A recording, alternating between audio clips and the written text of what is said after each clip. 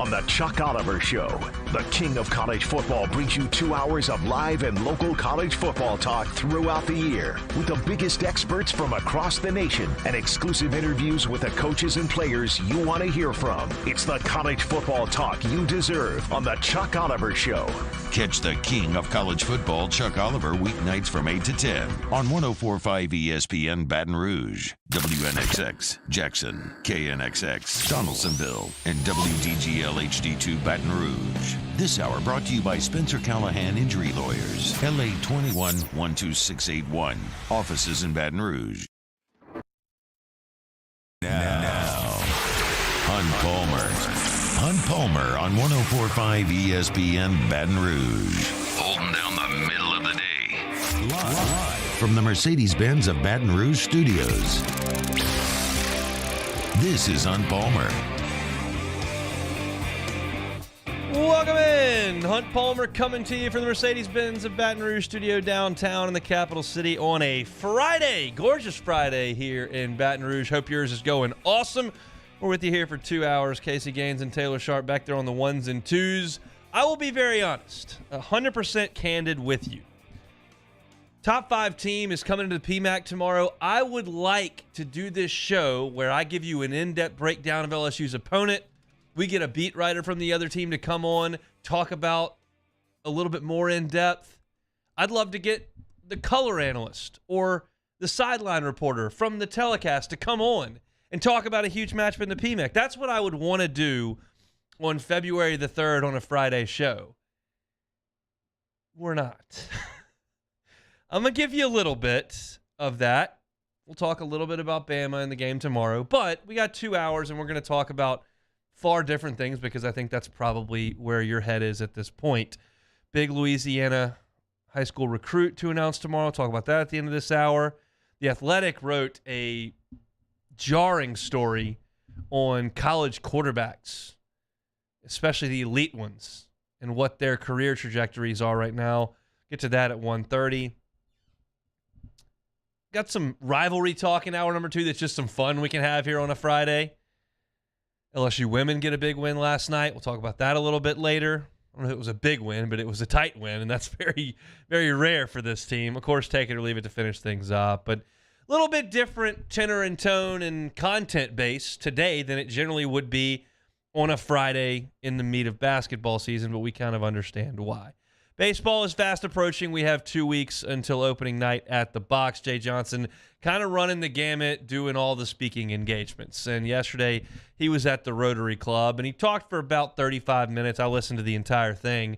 And it was a lot of the same message we heard at the first pit banquet, a lot of the same message we heard at media days. He's kind of got his talking points, the things he wants to communicate. We understand kind of the strengths and question marks around this team. I hesitate to call anything a weakness at this point, but we understand kind of the things that he's talked about. But he said one thing yesterday when asked about the starting rotation and who would be his starting pitchers on the weekend entering the season. And I've communicated to you what I perceived it to be. I had some conversations inside the program, and it was communicated to me that entering the spring, keep in mind, that's 4 weeks out from actually rolling things out. Things can change pretty quickly over the course of a couple of scrimmages.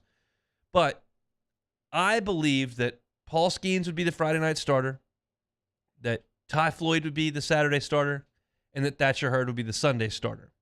And that the other guys that we had talked about that are big-time arms that we expect a lot from on this staff would be bullpen guys. Now, again, that conversation that I had was 3 weeks ago. And they've had some practices, and they've had some scrimmages, and he's had some time to kick some things around with Wes Johnson. They've got all the data. They've got scrimmages to look at. They've got guys to talk to and ways to build the pitching staff out. And so what he said yesterday to the Rotary Club gave me a little bit more information.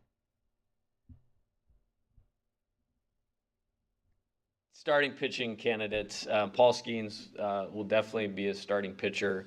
Thatcher Hurd will definitely be a starting pitcher. Grant Taylor has made a massive jump from last year. Ty Floyd has made a massive jump. Mentioned Chase Shores, Christian Little from Vanderbilt. I think there's about 6 guys that you could see start, whether it be Friday, Saturday, Sunday, Tuesday, and then the other two will form into long relievers. And what we may do early on in the season, because we need to keep all their pitch counts up, you may see guys like piggyback games, like 5 innings, 4 innings, so that all of them continue to keep their pitch count up so we can interchange them at any time. Interesting to me. I don't know what you take from that, but for me, that speaks to the development of a lot of starting pitchers.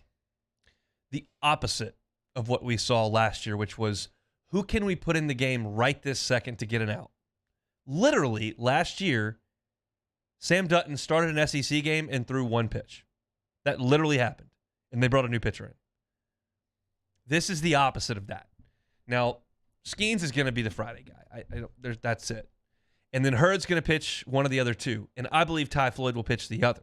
But he mentions Grant Taylor right in there before even Ty Floyd. He mentions Christian Little and Chase Shores and says those guys are all going to be stretched out. On a Sunday, you may see, for instance, Thatcher Hurd go 4 and Grant Taylor go 4, and then you go to someone else. Now, these are also the best arms on the team. Little's 97, 98. Shores is 96, 97, 98. Taylor is 96, 97, 98. Floyd's 96, 97. And to this point, we don't know whether or not they're going to have a closer designated or not. My gut tells me probably, but they may not. And maybe it's Bryce Collins, the guy he didn't even mention there, but that he loves. But they're going to try to develop a lot of different starting pitchers. Stretch them out on Tuesday, not give me 5 outs on Tuesday and go to the next guy who gives me 4 outs, and then the next guy gives me 3 outs, and the next guy gives me 3 outs. That doesn't appear to be the case. Here's why I like that. And this is a little bit presumptuous to talk about, but with this team, this program, and the nature of the expectation in this town, I think it's okay to talk about the NCAA tournament in early February. And I'm going to do it right now. The likelihood of LSU blitzing through a regional, Super's only 3 games, so whatever, and blitzing through Omaha without losing are not that good. We think this team's awesome. I get it. I think this team's awesome. You can still get tripped up in a regional. Have to go to Monday. In Omaha, everybody's good. You might not win them all. You may need to dive into the depth of your staff. In a regional, you may play on Friday. Play again on Saturday. If you lose one of those 2, you got to play 2 on Sunday and 1 on Monday. I just gave you 5 games. Wouldn't it help if you had at least 4 guys who were quality starting pitchers who were starting on a traditional week every Friday, Saturday, Sunday, and Tuesday? And all those guys, if on their game, were going to give you 6 innings, 7 if they're really on? Yeah. And I think it's okay if you're LSU to do some planning for the postseason in February, March, and April. I don't have to say it out loud. But it's not like LSU doesn't have enough options. They don't have to force this. You don't have to force some guy you brought in that was fringy and he throws 88 miles an hour. And, yeah, he might be able to get UNO or Nichols out, but I don't know if I trust him against, Oregon State on a Monday in a regional. But we're going to try to stretch him out. No, you got Christian Little or Grant Taylor. Guys that are going to be top 60 picks in the draft one day. So I love this. I did not disagree with Paul Mainieri. And again, we only have 1 year of Jay Johnson to go off of, and the pitching staff wasn't whole. So you can't really analyze Jay Johnson's utilization of his pitching staff in Baton Rouge. Last year doesn't really count. They weren't equipped. But I've got a decade plus of Paul Mainieri to go off of championship-level teams. And when he said, we want to get everybody out there on Tuesday for an inning or 2, just keep everybody sharp, keep everybody fresh, and they won a lot of games doing that. They went 2 years without losing a midweek game, and they developed a strong bullpen. Guys like Nick Rumbelow and Joey Bourgeois and Nick Goody and Hunter Newman and Chris Cotton. And, I mean, the list goes on and on and on. Brent Bonvillain was on some of his team. And they had plenty enough juice, and they got through regionals, and they got through supers, and they got to Omaha. And, it wasn't the wrong way to do it. But by the same token, that's a program that started Russell Reynolds in Game 1 of the College World Series final. That's a program that sent Alden Cartwright out there in the championship game of a regional. And those two guys had really bright moments at LSU, but they weren't draft picks. You got enough guys that now you've got draft picks, high ones, who may not be a Friday, Saturday, Sunday starter. I'm okay with lining them up there on Tuesday and saying, hey, go get me 6. I don't care that we're playing Grambling. Rock and roll. You got Texas, week 3, Tuesday. Give me a starter that can go out there and give me 7. It's early and it's cold, and maybe you're not stretched out, but you get the point, right? So I still think there's a good chance that one of the guys he mentioned is the closer, and I know for a fact that the staff loves the strikeout ability of Grant Taylor, and that may work at the back end of a bullpen a couple times in a weekend. But that's the other part of this, is that I don't know how guys' arms are going to respond to 31 pitches on Friday and 27 on Sunday. Some guys can do it, some guys can't. So the overarching theme here is they've got options and they've got a plan. We just don't quite know what it's going to be. And quite frankly, it would surprise me if they came up with a plan the week of the first game and started Skeens on Friday and pitcher B on Saturday and pitcher C on Sunday and pitcher B on Tuesday, and then used D and E as bullpen guys the first weekend, and that stayed the rest of the way. You're going to have ups and downs. You're going to have guys emerge, some guys not quite live up to expectations. That's the nature of a 56-game season with college kids. But those are the names, and I think Bryce Collins certainly comes to mind. He did not mention Riley Cooper. He did not mention Nate Ackenhausen. Those are guys that are going to be in the bullpen, and I don't think necessarily as closers. Those are going to be guys that come in the middle of the game, matchups. Maybe your starter doesn't have it, whatever the case may be. But it was communicated to me 3 weeks ago that they kind of had a plan of what things looked like entering the spring, and there may be a few more names tossed into the hat for potential roles, which is exciting and exactly where you want the program to be. Jay Johnson met with the media earlier today and was talking a little bit about Alex Milazzo. Christian Little met with the media, talked about that he had bone chips removed from his elbow in the winter. We talked about that last week, that his velocities jumped from 92 to 97, 98. So that's a really encouraging sign for the Vanderbilt transfer. There's just a ton to be excited about on the mound, and we already know what this team is at the dish. So we'll continue to talk about them. It's exciting stuff over there at Alec Box Stadium. Opening day 2 weeks away. We'll have you covered here on the Hunt Palmer Show. Crazy article from the Athletic on college quarterbacks and the rate at which they're transferring. But first, let's get you a look at LSU and Bama tomorrow on the Hunt Palmer Show. Hunt Palmer on 104.5 ESPN Baton Rouge. One Bath and Closets. Check out that website, onebathandclosets.com. They've got great testimonials on onebathandclosets.com that tell you just how great David Duvall and his team are. They're going to show up on time. They're going to give you a plan. They're going to stick to it. And I can tell you this, they're not showing back up after the job's been completed 3 weeks later because they cut a corner and didn't do it right. They're going to do it right the first time and leave the competition behind.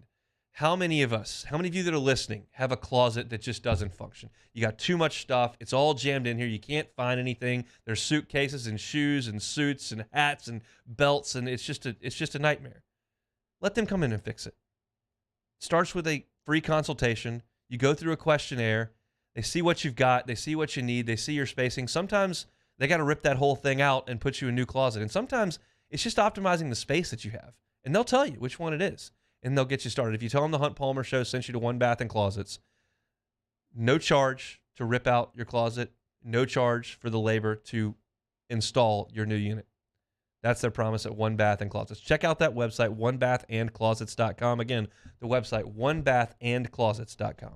In times of need, get a full list of phone numbers, websites, and other important emergency information on the Demco Stormwatch page at 1045ESPN.com. There it is, the extra mile, on the border of expected and extraordinary, for those willing to go further. like vans customized for work or play, with safety and tech to keep you connected. Supported by a 5-star sales, service, and finance team, and backed by the 1-star you know. So go the extra mile. It's never crowded, because so few have what it takes to go there. Mercedes-Benz Vans.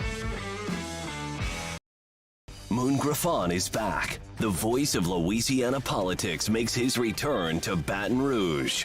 Catch the Moon Griffon Show weekdays from 9 to 11 a.m. on Talk 107.3. Louisiana. It's a place defined by culture, by pride, by passion, by people who do more than love this place. They celebrate it, elevate it, champion it. They are the individuals who embody what makes Louisiana great. The companies that make Louisiana a better place to work and live. The nonprofits leading transformational change in our communities. Champions of Louisiana are all around us, and LWCC is proud to celebrate them because we've always been Louisiana loyal, supporting the workers, the innovators, the change agents of this great place we call home. Who are the champions around you? Together, we can share their stories. Together, we can help our home state thrive. Together, we are Louisiana loyal. Always.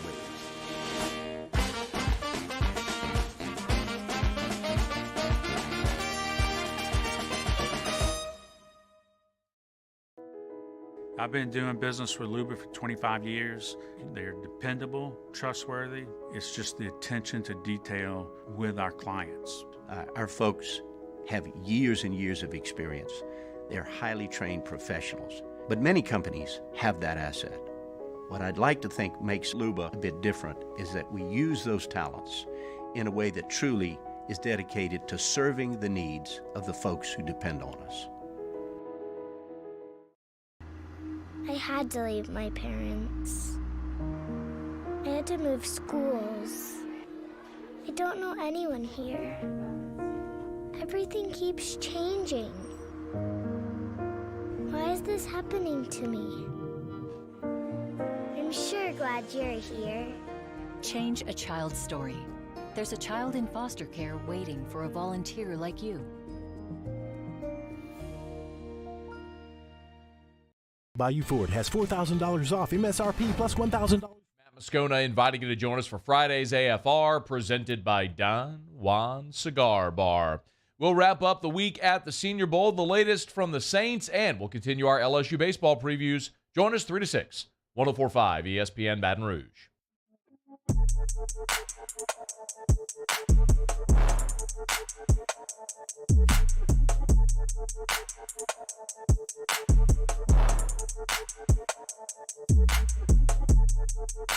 This is Hunt Palmer on 104.5 ESPN Baton Rouge. LSU and Bama tomorrow in the PMAC. We know what happened in Tuscaloosa. It was not very pretty. We know what Bama's done in the PMAC recently. A game where they came in and made every shot they looked at was nauseating.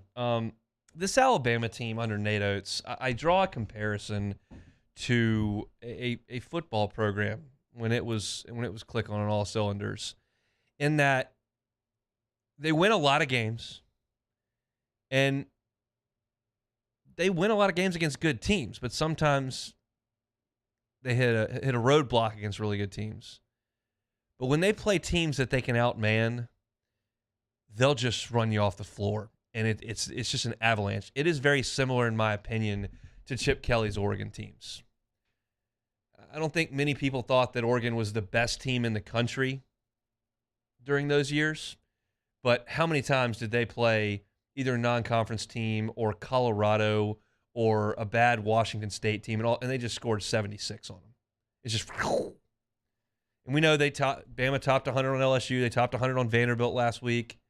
Like, it's an avalanche against an outman team when they get cooking. They're number one in the nation in possessions per game. They're the fastest team in college basketball. They want to get shots up quick. They want to turn you over. They want to force you into a quick shot, and they want to go score again.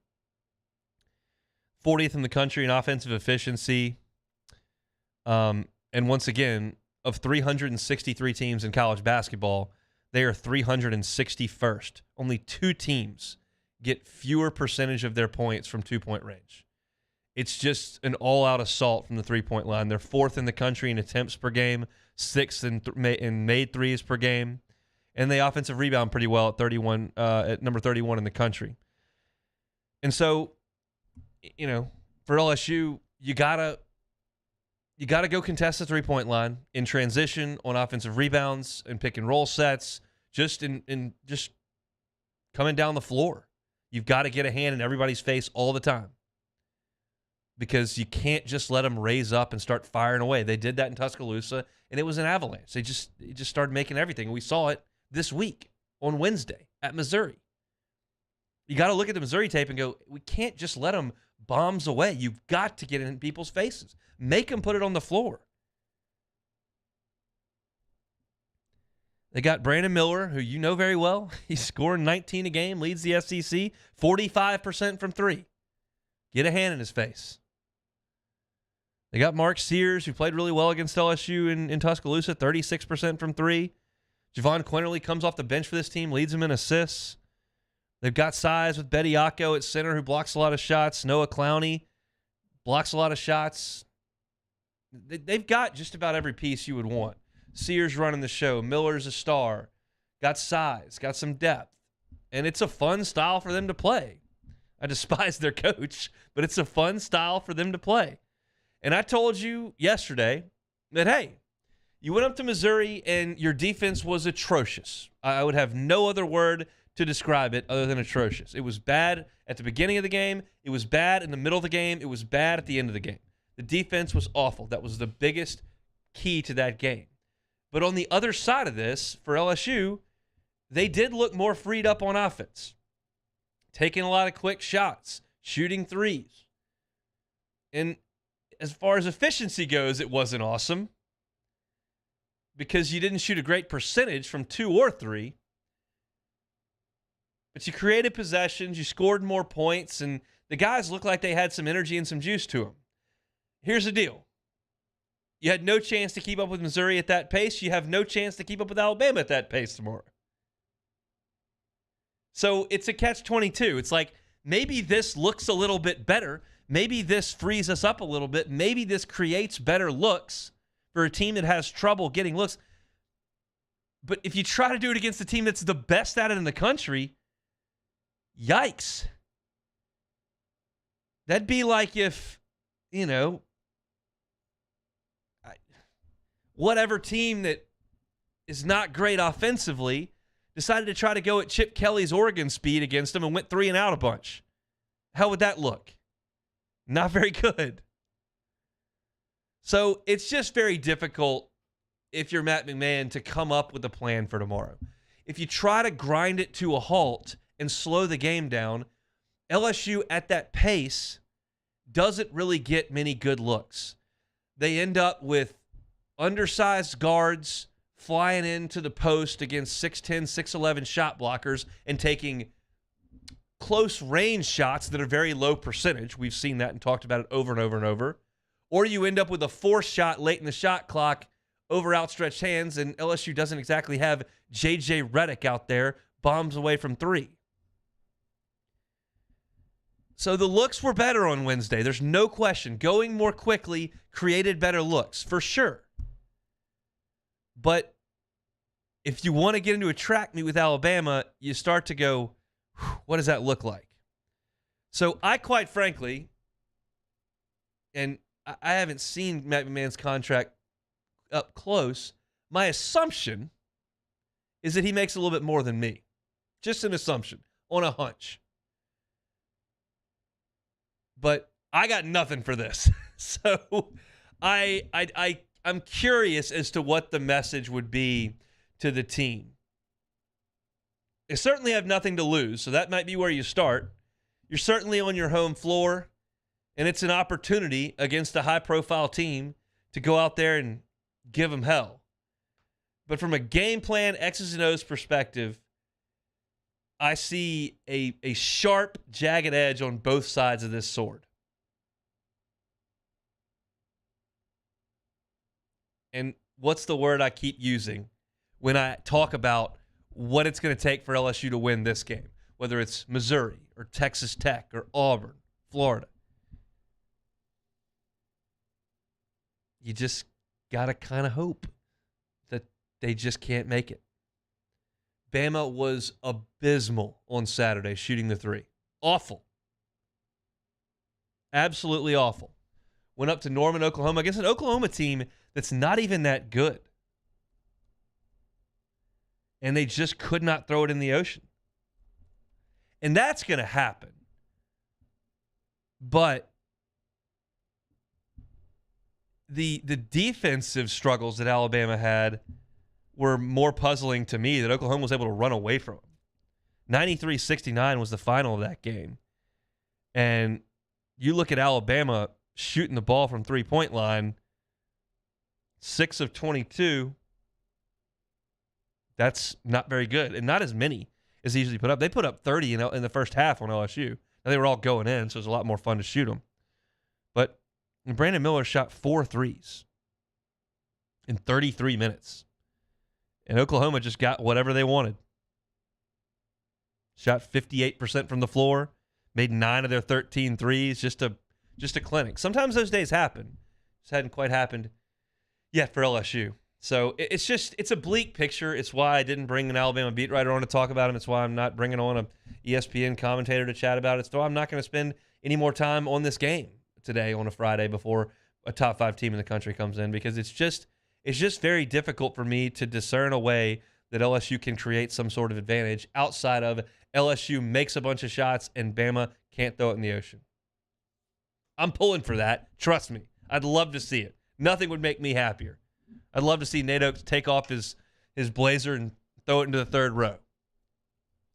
Unfortunately, the odds of that are not awesome, because Bama's 19-3 on the year, and they will be a significant favorite coming into the PMAC tomorrow. So it is what it is. There's still some light at the end of the tunnel with some scheduling, but tomorrow doesn't appear to be it. I'll be pulling for the boys in the PMAC tomorrow, but it's going to be a tough one for LSU against Alabama. So we'll leave that right there. Was kind of digging around, knowing that I wasn't going to dive too deep into this basketball game, and you got to find some other things to bring up here on this Friday. And I was, as I generally do, surfing around The Athletic and found what I found to be a very, very interesting story on quarterbacks and what they do once they get to campus.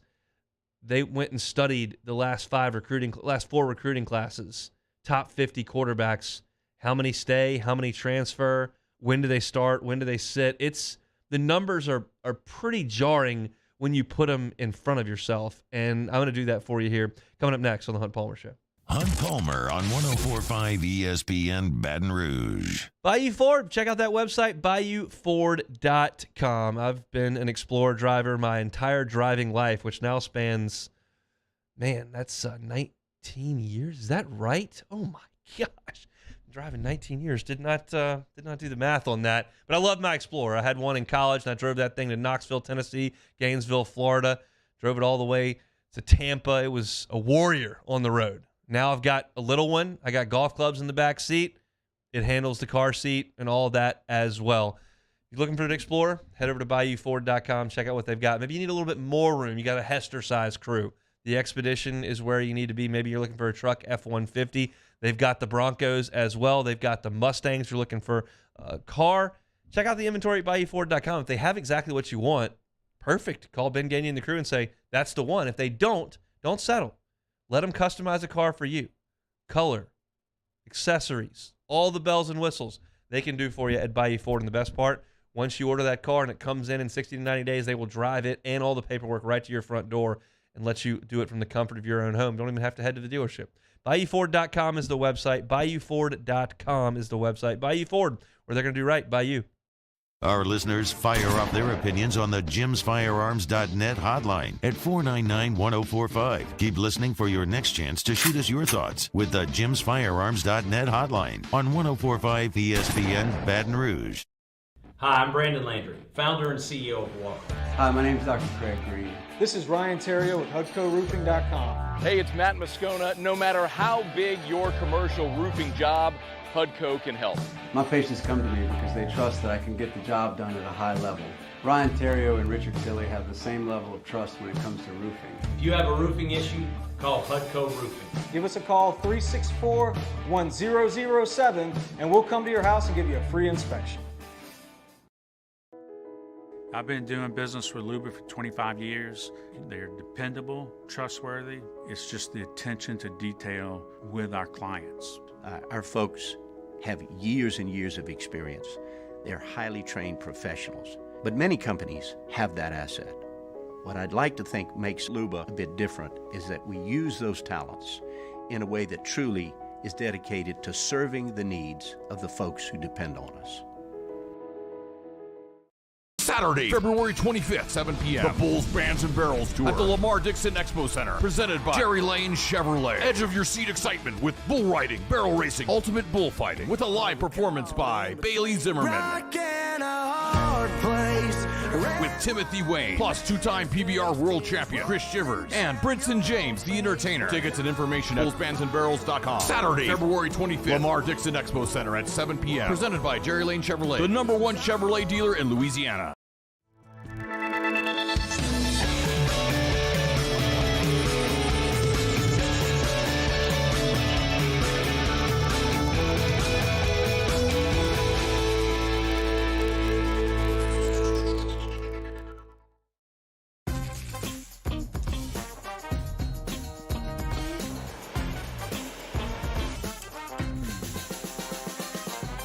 The best kept secret in town is out. Discover Tallulah at the Renaissance Hotel on Bluebonnet. Start your day with news and newsmakers. Start your day with traffic, weather, and local stories that are important to you. Kickstart your day every day. Mornings with Brian Haldane from 6 to 9 a.m. Weekdays on Talk 107.3. I had to leave my parents. I had to move schools. I don't know anyone here. Everything keeps changing. Why is this happening to me? I'm sure glad you're here. Change a child's story. There's a child in foster care waiting for a volunteer like you. Bayou Ford has $4,000 off MSRP plus $1,000 Ford credit cash on new 22 Ford F-150 XLT trucks. That's $5,000. Charles Hanegraaff hosting Jimmy Ott's Game Time on Monday night from Big Mike's on Aspen in Denham Springs. 6 p.m. start on 104.5 ESPN Baton Rouge.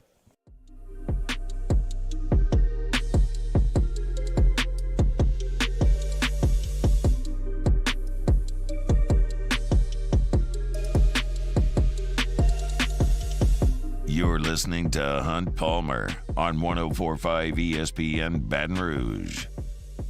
Hope your Friday is rocking and rolling. I'll be out at Rouse's from 3 to 5 p.m. this evening. Come on out and see me, Rouse's, Burbank, and Lee. Be spinning the wheel, giving out some prizes, having some good times over there at Rouse's, Burbank, and Lee. Always appreciate it. T-Bob and Hester obviously coming back from Mobile in the Senior Bowl where they spent this week, so I'll be filling in for T-Bob over at Rouse's today from 3 to 5. The Athletic, the Athletic puts out great stuff. I genuinely enjoy. I follow them for my Cubs stuff and LSU stuff, and then just general reporting and stories that they come up with and write. I was skimming through this morning, and Max Olson wrote a piece on the Athletic about how often college quarterbacks are transferring. So what he did was he took the top 50 high school quarterbacks in each class from 2017 to 2020. So they've all been in school for 3 and 4 years now or more. And just kind of went through the numbers as to what these guys ended up doing. Taylor Sharp, if you want to open your mic here. Of the top 50 high school quarterbacks in the country in those 4 classes, 17, 18, 19, and 20, what percentage of them would you say ended up transferring during their college career? What percentage transferred? Yep. Ooh, it's got to be 75%. 70% of the top 50 high school quarterbacks transferred over that time. If a top 50 quarterback, and you're going through all those again, doesn't start a game in years 1 or 2, how many of them percentage-wise transferred? Ooh, 82. 87% if they did not start a game in their first or second year. 87%. That is crazy. Now, to flip it, if a top 50 quarterback does earn a start in his first 2 years on campus, what percentage transferred? If they did start a game in their first 2 years. Just like, that doesn't mean they're the full-time starter. No, they started at least one game in their first 2 years on campus. I'll still say it's almost 40. 60%. More than half of the quarterbacks that started a game in their first 2 years transferred. I thought I was going to be a little high on 40. It's startling. It really is. He took the top 50 quarterbacks in those 4 classes. 22 of them ended up changing positions. They were Russell Shepard-esque in a way. 10 of them retired for medical reasons. So you trim that down from the position changes in the guys who couldn't play football anymore. And that trims it down to 168. Of those 168, 126 transferred, 42 stayed their duration of their college career. It's almost statistically like impossible for anyone to go to a college and play quarterback and stay. It's crazy. And I'll get to some names here and some examples. I don't know that this is necessarily a bad thing, but I'll run through some of these. They went as far as to tally when these players started their first game. If your first start as a quarterback came in your freshman year, your first year, and these are the top 50 quarterbacks in the country, not just anybody who went and signed it wherever, some 2-star that took a spot at Louisiana Tech, whatever. These are the top 50 quarterbacks in the country. If you started your first year as a freshman, 37% still transferred. Max Johnson. If you start as a redshirt freshman, 40% transferred, almost half. If you start as a sophomore, 40% transferred. It's your first start. If your first start came your redshirt sophomore year, 50% transferred. That would be like the traditional road 20 years ago. You redshirt as a freshman, you played as a redshirt freshman, you were the backup, and as a redshirt sophomore, you were the guy. It was your third year on campus, you redshirt a year, you were a sophomore. That would have been the traditional road 20 years ago. Half of those transfer, 50%.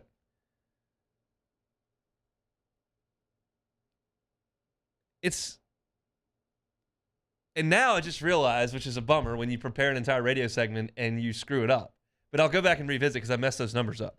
That was not percent that transferred. That's percent that stayed. Percent that stayed.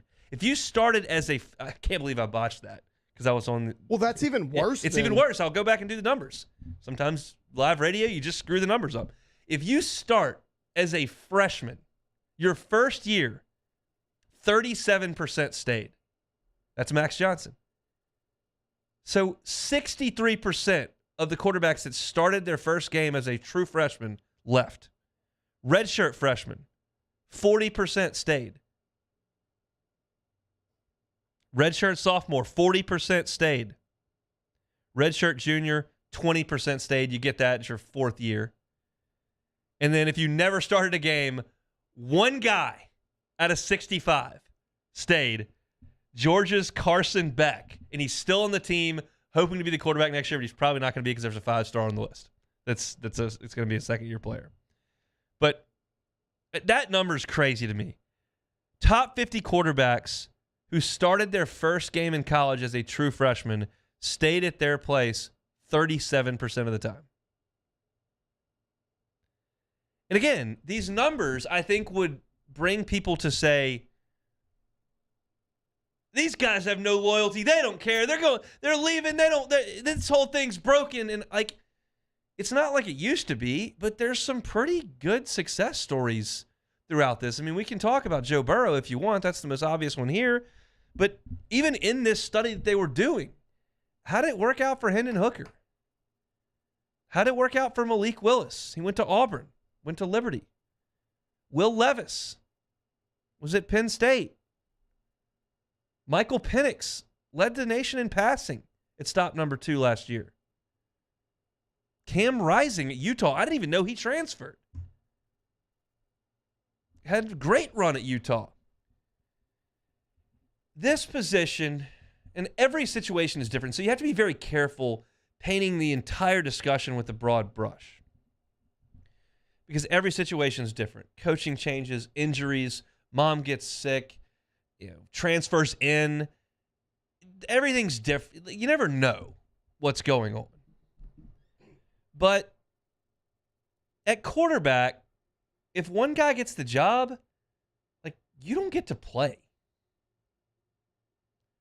And when we talked about Walker Howard, and we've always talked about Max Johnson, and you look at transfers coming in with Jaden Daniels, who's a starter out west, and there's different situations. If it was me, Hunt Palmer, who grew up in Tiger Stadium and listening to baseball and basketball games on the radio on the floor of his living room, yeah, I'm not leaving and going to Ole Miss. Yeah, I'm not going to Arizona State. I'm not Bo Nixon it and leaving Auburn and going to Oregon. I would never do that.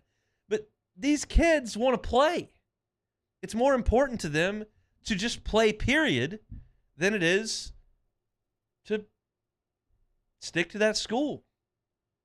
Playing's pretty important. What becomes of Joe Burrow if he sits there behind Barrett and Haskins and all those guys and never really plays? I don't know. Probably doesn't go exactly like it has. But I could not believe the numbers of transfers. And look, Craig Schilling says Joe didn't enter the portal. And that's right. I didn't say anything about the portal. He graduated and left. That's another instance where you graduate, you move on. That's perfectly acceptable. Every single situation is different. But when you consider that not even close to half of the freshman starting quarterbacks who were top 50 quarterbacks in the country stay at one school for the rest of their college career, it's crazy because we already knew what was going on in college football and that quarterbacks were leaving. I mean, look at the ACC's quarterbacks this past year. They all left. NC State, Wake, Miami. List goes on and on. DJU at Clemson. All the quarterbacks in the ACC that were starters left. Last year in the SEC West, Max Johnson left, went to A&M. Quarterback at A&M, you beat Bam. I can't even remember his name now. He went to Zach Calzada. Zach Calzada goes to Auburn. Didn't Bo even Nix play. leaves and goes to Oregon. Emory Jones left. He had been the starter. It's everywhere. And Felipe Franks going from Florida to Arkansas year before that. We know you can cite the examples, but when you put the numbers behind it, it's just jarring. 70% of these guys transferred. 7 of 10. It's a different world. And it's why it's very difficult as an LSU fan for you to sit there, and it works in your head, sure. But to go, okay, Jaden's the quarterback this year, and then Nussmeier's the quarterback for 2 years. And then Collins is there, but you bring in Colin Hurley, and he'll be the guy for the next 3 years. Quite frankly, probably not. I'd have to bet against Daniel starting 1, Nussmeier starting 2, and then Collins starting the 3 after that for the next 6 years. I'd have to bet against that. Or Hurley. Far more likely, somebody who's about to enroll at Illinois or South Carolina or Oregon is going to be your quarterback. That's just the reality of college football.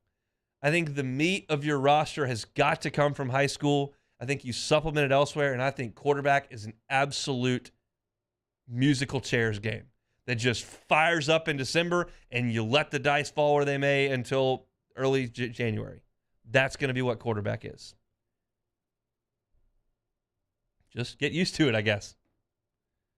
Great piece in the Athletic by Max Olson. They do a lot more than I gave you there. There's a lot of individual examples. There are a lot of names and stories. It's a really, really insightful piece by Max Olson. But I just thought the numbers were jarring to lay out here on radio. All right, when we come back to close out hour number 1, one of the top 5 players in the state of Louisiana for next year, Juwan Johnson, is going to announce his commitment tomorrow. What does a tweet have to do with it? That's next on the Hunt Palmer Show. This is Hunt Palmer.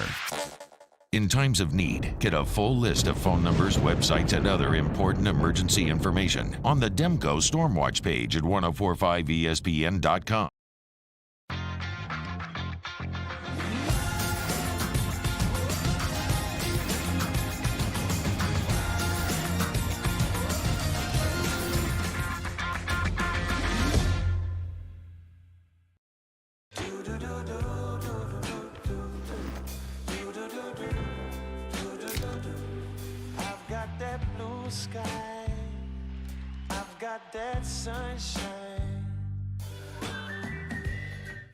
Bayou Chrysler Dodge Jeep Ram has $8,500 off new 2022 Ram 1500s. New 2022 Ram 1500 trucks on our lot now with $8,500 off MSRP. All new Bayou vehicles come with a 1 million mile warranty. If you need sales or service, the crew at Bayou is going to do right. Bayou.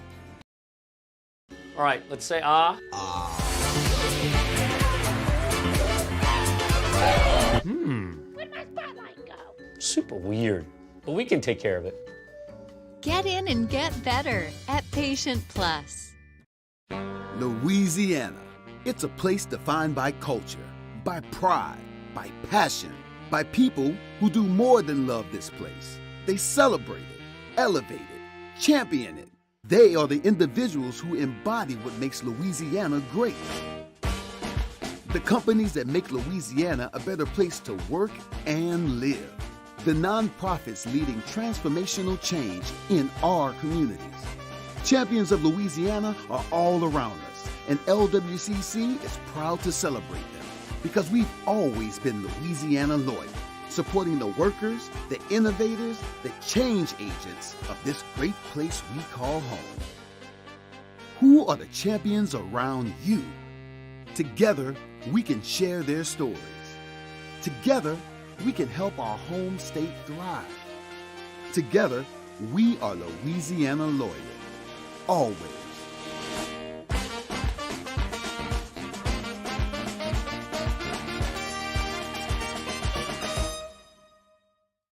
Hi, I'm Brandon Landry, founder and CEO of Walk. Hi, my name is Dr. Craig Green.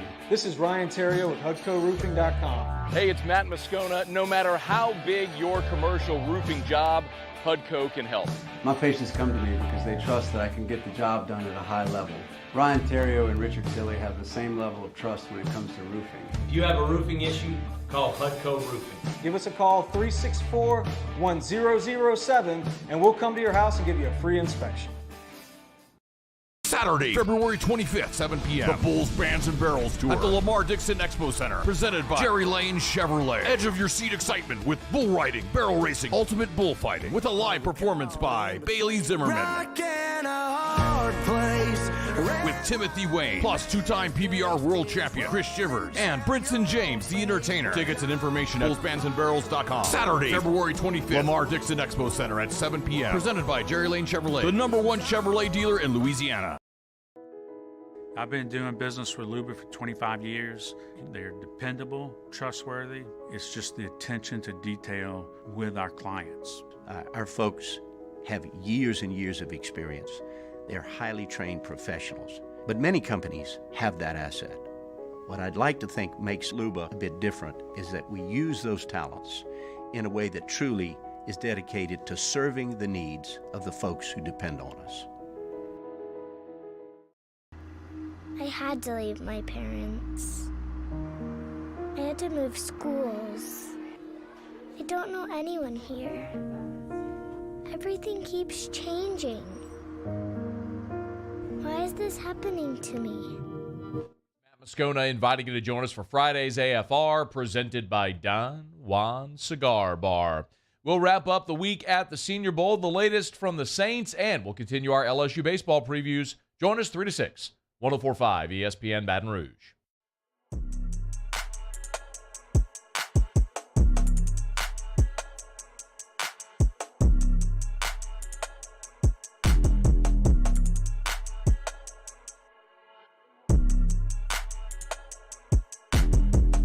This is Hunt Palmer on 104.5 ESPN Baton Rouge.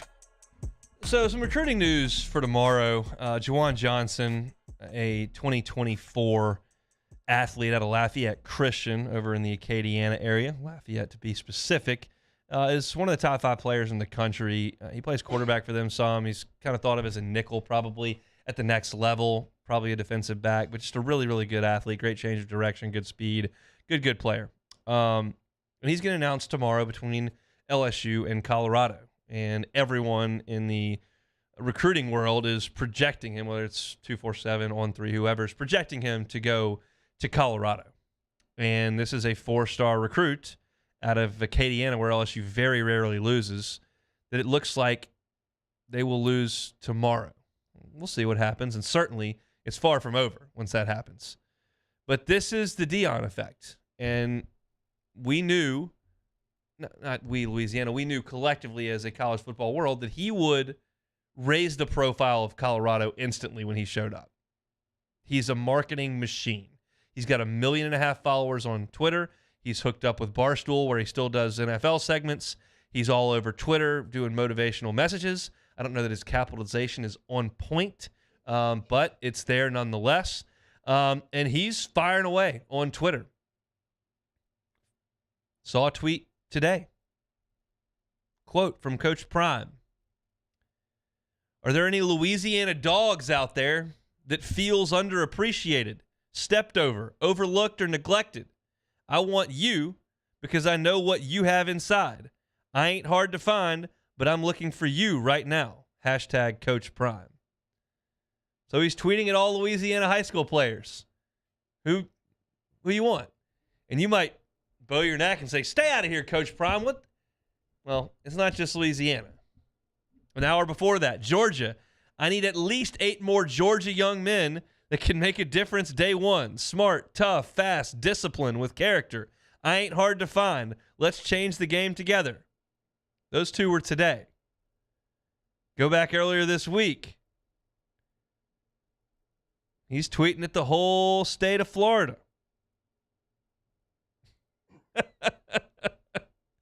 It's just a marketing machine. And that's what he's going to be. I have no idea if they're going to win any games at all. But he's going to get into living rooms, and he's going to get the attention of 17-year-olds because he's the coolest guy who ever put on a football uniform. And I don't know that his message necessarily works on me. I didn't love some of the stuff I saw in the videos on YouTube, and I think the tweets are kind of dumb, but that's not the point. Do you think they're a little desperate? I kind of do. Well, yeah, but that's what else you got? It's Colorado. Well, I mean, what did he say? Neglected, stepped on, looked at. He sounds like Sarah McLachlan on the ASPCA commercials. But it speaks to every time somebody wins a trophy or wins a game. Georgia football went up and said they were disrespected and slept on. Georgia's football Stetson team wouldn't even talk to the local reporter. Nobody. Devontae Smith won the Heisman. Kept talking about how everybody doubted him. Wait a second. You were first-team All-State. You were a 5-star recruit. You had offers from everybody in the country. You went to the top program in the country. You were a first-team All-League player and won the Heisman. Who exactly is sleeping on you? It's just the cool thing to say. Well, Deion's saying it, and they'll eat it up. And I don't know what Juwan Johnson's going to do tomorrow or where he's going to enroll. My gut tells me Deion's going to get more talent than Colorado has ever had, but it's Colorado. Nobody in their fan base cares at all. The facilities aren't any good, and their conference is falling apart. So it's probably not going to be very successful if I had to guess. But it was worth the risk for Colorado because just hiring the next guy to show up in Boulder to lace up the bootstraps and go recruit and work hard, probably not going to work because no one cares in Colorado. They got much better stuff to do. There's a guy that I know real well that used to work for their athletic department who said, look, they don't care. They love the Broncos. They're an hour south. Nobody cares about CU football.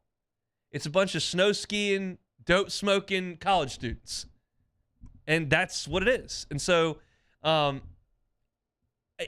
it's a little frustrating to see what may happen tomorrow. And I will admit that there's a little bit of sour grapes there. But it's what you knew was going to happen. There was never a doubt that Deion was going to pull some recruits in. The question is, can they coach them and win any games? Beating Alcorn State or Southern is not quite the same as beating SC or Ohio State or LSU or Bama. But again, their goal might not be to beat Alabama or LSU or Ohio State. It might be to beat Colorado State and Oregon State and Cal, which with better players, you got a pretty good chance to do that. But it's a different approach than anyone's ever taken as far as just becoming a marketing and hype machine. I mean, his Twitter profile picture is him in shades, a loud orange and black shirt, and a mink coat. I mean, there's not anything Colorado in the picture. It's just Coach Prime. And we'll see. It may have its first effect in the state of Louisiana tomorrow with Juwan Johnson over there from Lafayette announcing his commitment. That'll do it for hour number 1 here on a Friday. I hope your Friday's going awesome. Had a little talk about LSU's pitching staff at the top of the show. Bama scouting report for tomorrow on the hardwood, and then a little quarterback talk on how many guys are transferring. Missed any of it, catch it on demand. 1045ESPN.com's on demand page. Apple Podcasts, YouTube, Spotify. You can find it in all those places. When we come back for hour number 2, SEC Hoops preview, some rivalry talk, LSU baseball walkout songs. Come back with us.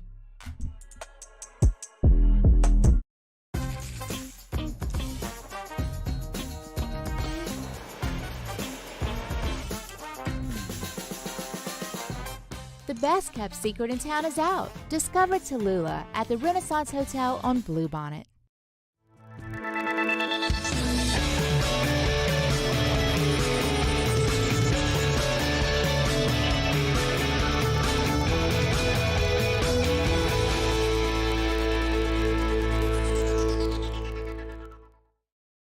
Hi, I'm Brandon Landry, founder and CEO of Walker. Hi, my name is Dr. Craig Green. This is Ryan Terrio with HUDCORoofing.com. Hey, it's Matt Moscona. No matter how big your commercial roofing job, HUDCO can help. My patients come to me because they trust that I can get the job done at a high level. Ryan Terrio and Richard Tilley have the same level of trust when it comes to roofing. If you have a roofing issue, call HUDCO Roofing. Give us a call, 364-1007, and we'll come to your house and give you a free inspection. Moon Griffon is back. The voice of Louisiana politics makes his return to Baton Rouge.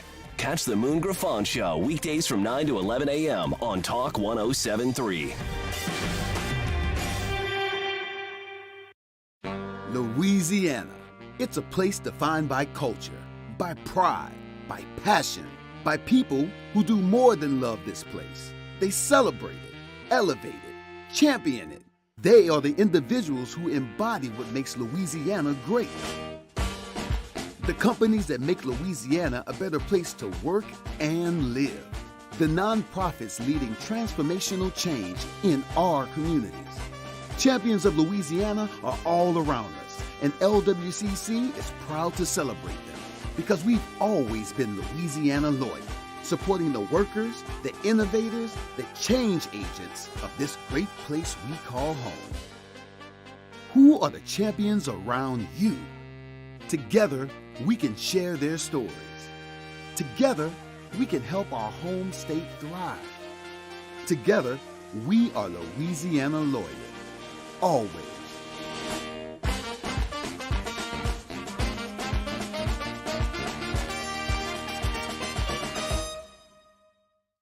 Saturday, February 25th, 7 p.m. The Bulls, Bands, and Barrels Tour at the Lamar Dixon Expo Center. Presented by Jerry Lane Chevrolet. Edge of your seat excitement with bull riding, barrel racing, ultimate bullfighting. With a live performance by Bailey Zimmerman. With Timothy Wayne. Plus two-time PBR world champion Chris Shivers. And Brinson James, the entertainer. Tickets and information at bullsbandsandbarrels.com. Saturday, February 25th. Lamar Dixon Expo Center at 7 p.m. Presented by Jerry Lane Chevrolet. The #1 Chevrolet dealer in Louisiana. I've been doing business with Luba for 25 years. They're dependable, trustworthy. It's just the attention to detail with our clients. Our folks have years and years of experience. They're highly trained professionals, but many companies have that asset. What I'd like to think makes Luba a bit different is that we use those talents in a way that truly is dedicated to serving the needs of the folks who depend on us. I had to leave my parents. I had to move schools. I don't know anyone here. Everything keeps changing. Why is this happening to me? I'm sure glad you're here. Change a child's story. There's a child in foster care waiting for a volunteer like you. Bayou Chrysler Dodge Jeep Ram has $8,500 off new 2022 Ram 1500s. New 2022 Ram 1500 trucks on our lot now with $8,500 off MSRP. All new Bayou vehicles come with a 1 million mile warranty. If you need sales or service, the crew at Bayou is going to do right. Bayou. This is Sports Center.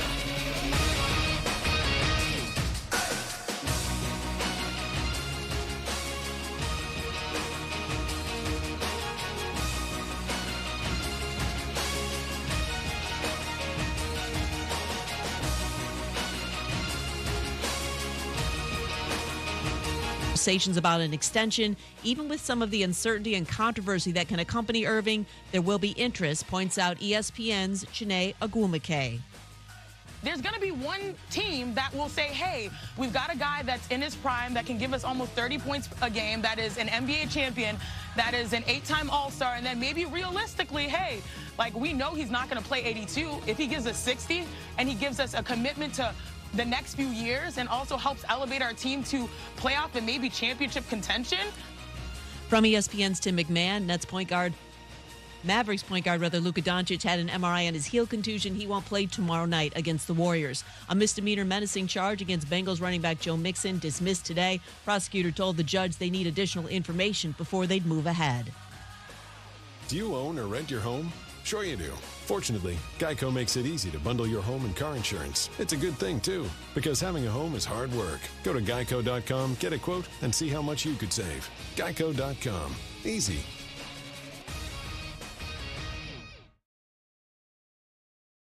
Now, Hunt Palmer on 104.5 ESPN Baton Rouge. Holding down the middle of the day. Live from the Mercedes-Benz of Baton Rouge studios. This is Hunt Palmer. 1 hour left in the working week for me, kind of. I got 1 hour left with you on the air, and then I'll be with you over at Rouse's Burbank and Lee coming up from 3 to 5 this afternoon. Excited to get out there, have some fun with you all. Come on by and say hey, and win something. Come see me at Rouse's Burbank and Lee between 3 and 5. Lots to get to here in the final hour. Got some LSU baseball walk-up songs coming in 30 minutes. Just want to see what the mood is. I'm such a poorly cultured music man. I don't know any songs. I don't know any. I listen to basically country and sports talk. That's all I basically listen to. So I don't know almost any of these songs. So I'm excited because I've gotten Casey to pull some of them. We'll play them, and then I'll see what I think of the mood that will set in Alec Box when we hear them. But that'll come up in 30 minutes. I wanted to get things started here. We're just talking about the SEC basketball slate for tomorrow. Starts at noon on the SEC network, and it's Ole Miss and Vanderbilt. When I see Ole Miss's and Vanderbilt's logo, I just immediately think Jefferson Pilot football. Anybody else think that? It's just Ole Miss and Vanderbilt were destined to play at 11 a.m. with Dave Neal and Dave Baker on the call. Jefferson Pilot all day long. But obviously that is no more, and they will play instead on the SEC network. And very few will watch because it's a bad basketball game. I expect Vanderbilt to have their way with Ole Miss. Vanderbilt can score. Ole Miss cannot. And as I've said a couple times the last couple of weeks, Ole Miss does not have its two best players. So going on the road, not exactly a recipe for success there. I expect Vanderbilt to walk. The Bruce Bowl. The Bruce Bowl coming up at 1 o'clock on ESPN. ESPN's got a loaded slate, by the way, tomorrow. If you can just lock it on ESPN all day, you're going to get great basketball until about midnight. It ends with Gonzaga and St. Mary's. But Auburn and Tennessee. Tennessee coming off that loss in Gainesville. What do they have in their back pocket here? We saw Bama coming off a loss to Oklahoma, and they just embarrassed Vanderbilt a couple days later. Does Tennessee have that in their bag against Auburn? We'll see. Those two teams are 7-2 in the league. Auburn could really use a big-time win to improve their seeding. They're okay for the NCAA tournament, but they could really use a big-time win. Tennessee needs to bounce back after a loss to Florida to kind of prove they're in the 1 or 2 line, which they certainly were entering the week. And after you lose to Florida, maybe drop a line. Losing to Auburn, you might drop a couple lines. So you want to be careful there. I like Tennessee. In that building, Tennessee is very difficult to deal with because their defense is so good. They swarm you, and it's just a massive building. They put over 20,000 in there, and it can become obnoxious when they get rolling on defense, and I think that'll be the case tomorrow against Auburn, so give me the Vols to win that game. Arkansas headed to South Carolina. This is one of those spots for Arkansas that you're just like, they ought to win it. They'll probably win it, but if they don't, you start to really think there may be too much dirt being shoveled on the must bus, as it were. You just can't lose to South Carolina. I don't care if it's on the road. You don't have any room for error here. You're 4-5 in the league. You're 15-7. You're, because of the preseason expectation and the talent level, you may get the benefit of the doubt on Selection Sunday if you give the committee reason to have that doubt. But if you go lose games like to South Carolina and you go lose to LSU, which they've already done, you start to hurt yourself pretty significantly. So a big-time game for Arkansas. South Carolina will not play any big-time games the rest of the season. They got their one win at Rupp. They're 1-8 in the league, and you just see what you can do. But Arkansas is capable of going on the road and going 2 of 21 from 3 and looking up and being in a dogfight with 4 minutes to go. So we'll see what happens over in Columbia. I mentioned LSU and Alabama at 3 o'clock. Missouri and Mississippi State, very, very much a battle of styles here. We played Missouri on Wednesday. You saw them. They run, they shoot. They're on fire from 3. 30 of 60 last week, made almost 50% against LSU. They are an offensive power right now. Mississippi State wants to put you in the meat grinder. Slow it down. Whoever wins the battle of tempo, I think, has a chance to win this game. Missouri 17-5, very much alive for an NCAA tournament spot. Their non-conference schedule stunk, and then they got killed by Kansas. Now, nice win against Iowa State, nice win against Illinois, so you put a couple feathers in your cap after a bad November and December, but you don't need to go on the road and lose to a Mississippi State team that's toward the bottom of the conference. Just a question of styles make fights. That's what they say. Just a question of what style exerts itself. Can Missouri keep shooting at an unconscious level? We got plenty of that on Wednesday. That's the question. Mississippi State, can they slow them down? Can they do enough offensively and rebounding-wise? Because they're much bigger than Missouri. I kind of like Mississippi State in that game. I think it's a bit of a trap spot for Missouri, so we'll see. A&M. I keep looking for spots for Texas A&M to have their resume really questioned. Here's one. Got it. Georgia in College Station. Now, keep in mind, every fan base loves to be able to flip it on and turn that negativity into positivity. Everyone does. And fans are blind optimists more often than not. I told you yesterday when Aniyah Smith announced he was coming back to College Station to play wide receiver that A&M had gone from Jimbo's the worst, the program's dead, Woodward killed us, we're done, how are we paying $80 million in buyouts? They win one game against LSU, Wigman throws some touchdown passes, they finish with some 4 stars on the recruiting trail, and then Aniyah Smith says he's coming back, and they all think they've got it figured out. Petrino, Aniyah Smith, Wigman, we're good again. Don't worry about that. Don't worry about the 5-win season. No big deal. Wait till next year. That's how quick it turns. They were ready to run Buzz out of town on one of Jimbo's horses. Got ranches in Texas. They were ready to run him out. Losing non-conference games left and right. Boise State. Winthrop.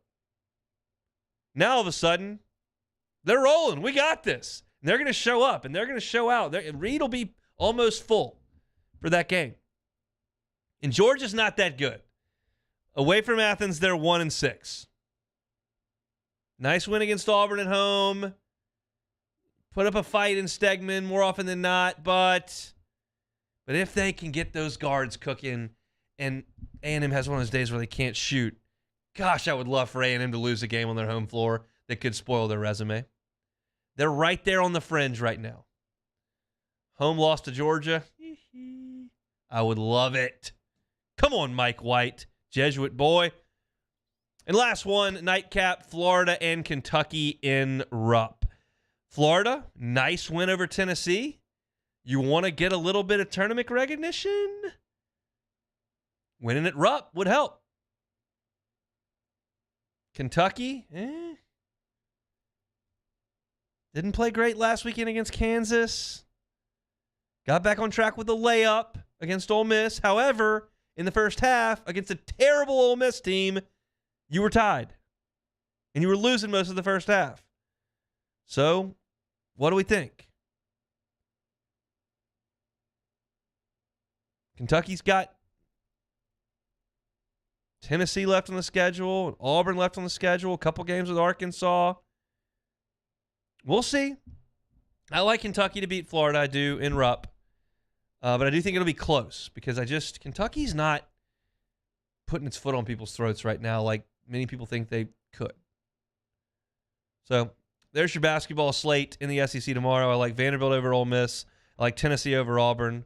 I like Arkansas at South Carolina to win. I like Mississippi State to upset Missouri at home. I like Texas A&M to beat Georgia, although I'm desperately pulling on the other side there. And I like Kentucky at home to beat Florida, but a full slate of Southeastern Conference action. Pretty good day of basketball overall on ESPN and throughout the country. Just sad that right now it's just difficult to dive in and take in a bunch of basketball because LSU is not all that relevant. So that'll bring us to our Citizens Bank poll question of the day. I told you yesterday I was going to do this. The Citizens Bank poll question today will be, because of the expectation on LSU baseball, do you find yourself more interested in early season SEC baseball? Because it's just not something that we've talked about a lot. I don't get into Ole Miss's series with Lamar very often, or what did A&M look like in that tournament they played where they played Arizona State, Florida Atlantic, and Michigan. But I can get into that. I like that kind of stuff, but I just don't know if people in mass care about that kind of stuff. I think if LSU is cooking and they're an NCAA tournament team in basketball, yeah, and you're in third in the SEC, you want to hear a breakdown of what Kentucky and Florida are going to look like because we need Kentucky to lose because we're trying to improve our seeding. And I think that takes hold here. But when your team falls out of the race, does your interest in that sport wane? I think that's the battle that I'm trying to fight. So we'll see if Twitter can help us a little bit. I'm happy to sit here and talk SEC baseball because everyone's so keyed up for baseball in this town, but I don't know if that plays until April, May, when you start talking about RPIs and hosting scenarios and winning the league, SEC tournament seeding. Of course, we get into it then. Just a matter of, do you want to dive into it in February and March? So we'll see what the Twitterverse has to say, and maybe the Bayou Ford chat as well. Y'all can throw your thoughts in there on YouTube, and we'll see if that's something that we want to get into. Again, as I mentioned at the top of the show, not a day where we're diving too deep into basketball, so we're going to sprinkle a few things in. Duke and Carolina play tomorrow, and I'm certainly not going to break down the Duke and Carolina game because I know you don't care about that. However, it does bring to mind, what are the best rivalries in all of sports? People have their thoughts. Mine are correct. I'll give them to you next. Hunt Palmer Show. Hunt Palmer on 104.5 ESPN Baton Rouge. LWCC is Louisiana Loyal, elevating and celebrating champions of Louisiana. I've had some great talks with my friends over at LWCC over the last year, and what they're trying to do with this Champions of Louisiana campaign is to elevate and celebrate people in our state that are doing great things, because people around the country love Louisiana, the culture, the food, the fun, the music. People, oh, that's great. Mardi Gras? Crawfish? Wow. But not necessarily admire Louisiana. And the state should be admired. And LWCC is bringing people and entities and nonprofits to the forefront that should be admired, like Hunters for the Hungry. It's a nonprofit founded by a group of local hunters.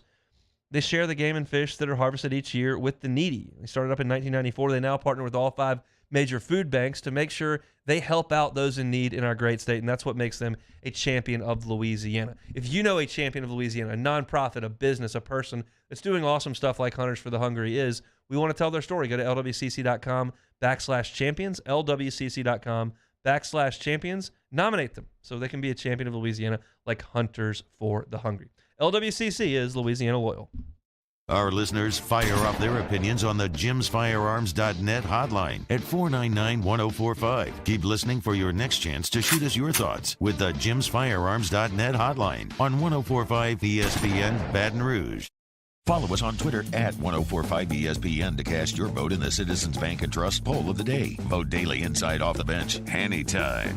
Hunt Palmer. And after further review, Citizens Bank and Trust brings you the poll of the day via Twitter at 1045ESPN.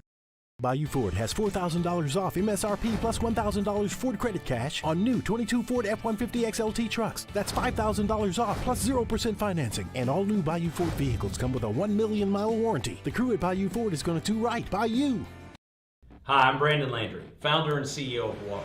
Hi, my name is Dr. Craig Green. This is Ryan Terrio with HUDCORoofing.com. Hey, it's Matt Moscona. No matter how big your commercial roofing job, HUDCO can help.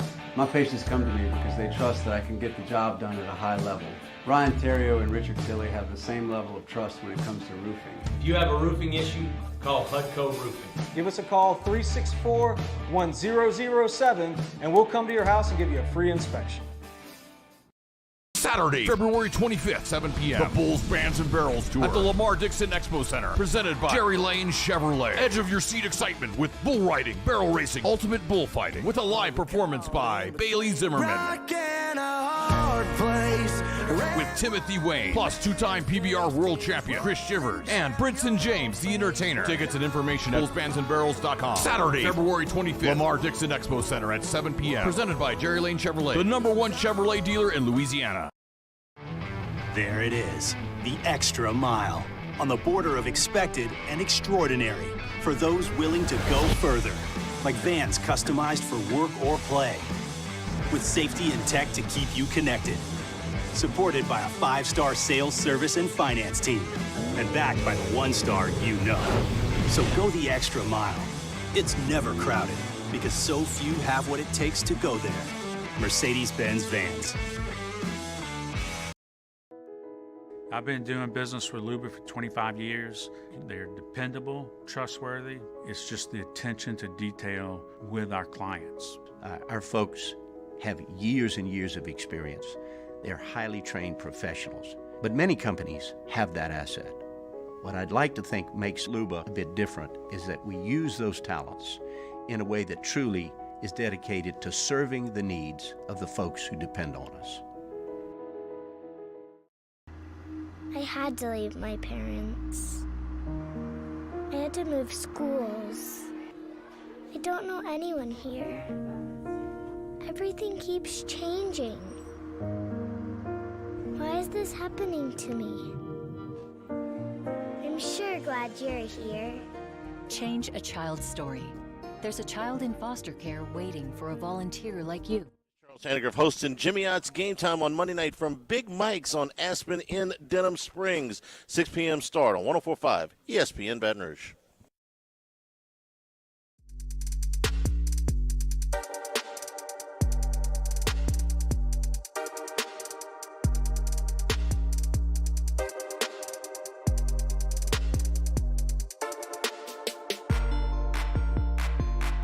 You're listening to Hunt Palmer on 104.5 ESPN Baton Rouge. Okay, so we'll just have some fun in this segment. I just got to thinking, Duke and Carolina play tomorrow. They play twice a year, and it's a big deal. Huge rivalry. And I decided when I saw it, let's just come up with the top 5 rivalries in all of American sports. I can't really speak to the English Premier League as to who's a great rivalry over there. Manchester United, Manchester City, maybe. I don't know. Arsenal, Barcelona. I don't even know who's in the Premier League or the Champions League or any of that. I can't do international stuff. And I'm not going to do one-on-one stuff like tennis or golf or boxing either. Team sports in America, all of them. I don't know hockey either, so we're going to throw that one out. Maybe they have great rivalries in hockey. I don't know any of them. But I'm going to go NBA, NFL, college football, college basketball, Major League Baseball, college baseball, top rivalries in all of American sports. 5 through 1. Number 5, I will go with one that doesn't do much for me. We talked about this 5 weeks ago. I don't get into it. I don't watch it. I don't really care. But it is a big deal. It's an incredible scene and environment. Everyone who's been loves it. And it's a true rivalry for those 3 hours. It's Army-Navy. I will give that number 5 in the best rivalries in all of American sports. Number 4. I will go Duke Carolina here at number 4. Geography, to me, plays such a massive piece in this. Can you imagine if Alabama or Auburn or Texas A&M or Florida was at the Tanger Outlet Mall in Gonzales? Like 8 miles down the road? Like, that's nuts to me that they're that close. What takes this down a few notches for me and not in the top 3, yes, their games matter. But as I've always said, especially when I'm talking about LSU, Alabama, and football being in the same division, especially in the BCS era when 2 teams got to play for the whole thing, Duke can lose to North Carolina 3 times in a season and win the national championship. And that, to me, in the college basketball world, doesn't create quite the same in terms of rivalry. When you can lose that game and the stakes aren't as high, it brings it down. I think it's the best rivalry in college basketball. I think Louisville and Kentucky is phenomenal. Every time you get ratings from the NCAA tournament, the Final Four, March Madness as a whole, Kentucky always wins those shares. It's just a very passionate basketball sport, and Kentucky and Louisville truly hate each other. So, to me, that is huge, but I think Duke Carolina is better. The places they've maintained in the sport. And keep in mind, now that Dean and Roy are gone and Kay's gone, we'll see if they can maintain their levels at the top of the sport. But for the last 40 years, and then you look at those graphics that ESPN runs all the time when they play, where over the last 100 matchups or whatever it is, they're like 50-50 and it had been divided by 6 points. I mean, I don't know what it is currently, but there was a time there 2, 3, 4 years ago where they were like literally the games over the last 25 years had been decided by 3 total points. It's crazy. And so I think Duke Carolina, I've got at number 4. At number 3, I've got Yankees Red Sox. And pro sports, now, college is getting there because of the transfer numbers I laid out recently, where Max Johnson can be the quarterback at LSU and then go be the quarterback at A&M or whatever. But when Johnny Damon is on the dirtbag Red Sox that break the curse and win, and then he goes plays for the Yankees, like, that's a little tough. But those fan bases are mean. They are nasty. And they've played really high-stakes games over the years, which is what separates that from Mississippi State, Ole Miss, and some of the ones that, yeah, they hate each other, but what are you playing for here? The Yankees and Red Sox are usually playing for something. And both of them have some kind of national fan bases that kind of add to it. I know some people go nuts that ESPN always picks up Yankees Red Sox, but it's probably cooled over the years. But it is still, I think, a huge deal. So I'll go Yankees Red Sox. And look, I'm a huge Cubs fan. You know that. I despise the Cardinals and their elitist attitude and the Cardinal way and Yadi Molina. And that's a huge rivalry too. And I detest the Cardinals. I don't think it's to the level of Cubs. I don't think Dodgers-Giants is to the level of Red Sox-Yankees. I think Red Sox-Yankees takes the cake there. I got it at 3. Number 2, I've got Ohio State and Michigan. Same type deal. You have to win that game. Now this year, 4-team playoff, didn't have to. Ohio State got in without it. And that lends credence to those who say shrink the playoff, don't expand the playoff. I get it. But I liked the playoffs too. I liked watching Ohio State play Georgia. That was fun. But that game means a lot. And unless they both get there undefeated, it means the world. And they hate each other. So that, to me, is a big, big deal. But the separator, which I talked about on Rivalry Weekend in college football this year, and I'll repeat here for those that don't recall or weren't listening, the best rivalry in all of sports in America is the Iron Bowl. It's Alabama. It's Auburn. The people in that, like, Yankees fans love the Giants and Knicks. Red Sox fans love the Celtics, love the Patriots. Ohio State fans, Michigan fans, they may have some pros. Alabama and Auburn fans like Alabama and Auburn. And they don't really care about basketball, and they don't really care about baseball. They care about that game. And every single day, you go into the office. I don't care if you're an attorney, a doctor, in medical sales, if you're an accountant or a receptionist, no matter what your job is, you're working with somebody who likes the other team. And for the most part, when you go to holidays, there are people there that like the other team. That doesn't happen in Detroit. That doesn't happen in Columbus. I'm not suggesting no one has ever left the state of Ohio to go to Michigan or vice versa, but in Alabama, it's the real deal. I've told this story a bunch of times. Family member of mine, he's a huge Alabama fan. His twin brother loves Auburn. I watched the Cam Newton Iron Bowl with those two at each other's throats. And it's 364 days a year until the next one comes around. That's just not the case everywhere else. It's the number one passion. It's in one state, and you're surrounded by it all the time. I don't think Duke Carolina is quite like that because Duke's a lot smaller. And I think a lot of Duke students may leave the state. North Carolina is a great school too, but I think it has probably a few more people from the state of North Carolina. That's just a guess on my part, but it's the way I feel. It's kind of the way I feel about Tulane alums. It's a great school, but a lot of kids from the Northeast come down to Tulane and then leave. And they don't have a great alumni base right around it. Great rivalry, top of the sport, but it's not Alabama-Auburn. So that's my number one rivalry in all of American sports. And not to say that anything like Texas OU, Texas A&M, the Bears and the Packers. There's plenty of great rivalries. This is just what I think are the top five in all of American sport. I got number 5, Army-Navy. Number 4, Duke Carolina. Number 3, Yankees Red Sox. Number 2, Ohio State Michigan. Number 1, the Iron Bowl. Taylor Sharp, you have any issues with that list? No, actually, I took the liberty of making my own. 4 of our 5 are the same. Orders are a little bit different. What's the one that I didn't put in? OU Texas. I did not include Army-Navy. I included OU Texas. Yeah. I just think Army-Navy is a lot more of a friendly rivalry. It is. It's more like kind of the spectacle. OU Texas is really cool. It's on my list along with Texas A&M, Kentucky, Louisville, Cubs, Cardinals, Georgia, Florida. I couldn't differentiate Georgia, Florida with Texas OU. Like, where's the difference there? They're both great, amazingly passionate rivalries, different states, neutral site, same division, big deal, great programs. I couldn't find the differentiator. So at 5, I put Michigan, Ohio State at 5. I have Yankees, Red Sox at 4.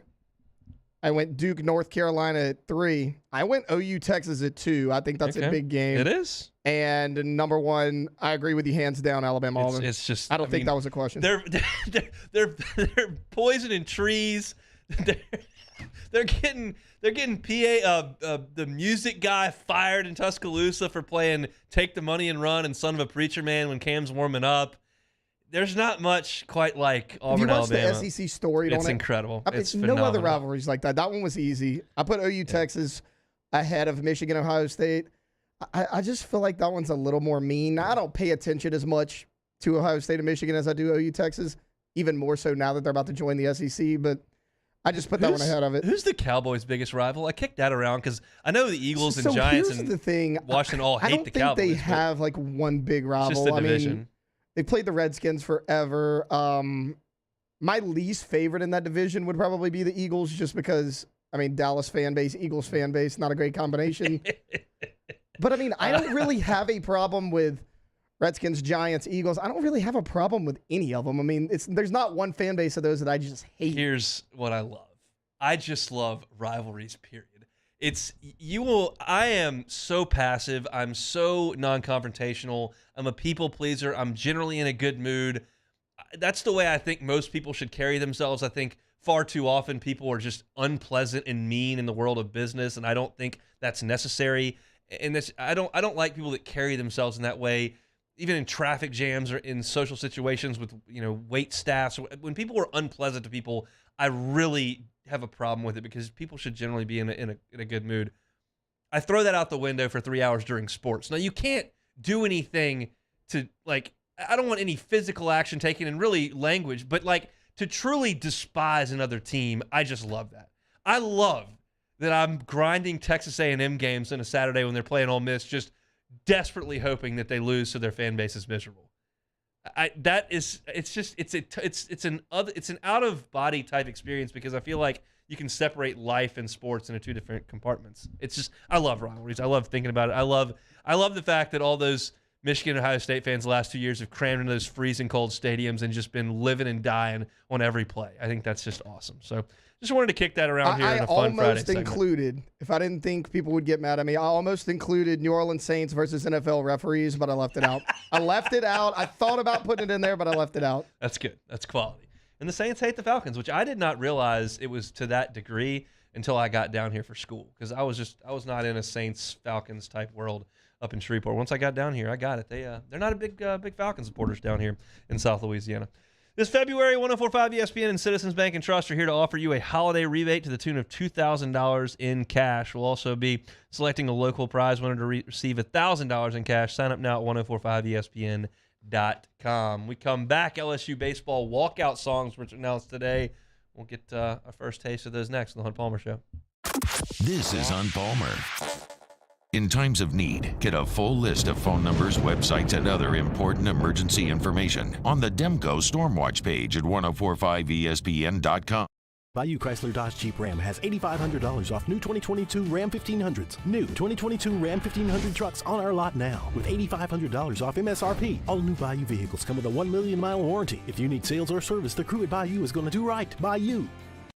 Hi, I'm Brandon Landry, founder and CEO of Walker. Hi, my name is Dr. Craig Green. This is Ryan Terrio with HUDCORoofing.com. Hey, it's Matt Moscona. No matter how big your commercial roofing job, HUDCO can help. My patients come to me because they trust that I can get the job done at a high level. Ryan Terrio and Richard Tilley have the same level of trust when it comes to roofing. If you have a roofing issue, call HUDCO Roofing. Give us a call, 364-1007, and we'll come to your house and give you a free inspection.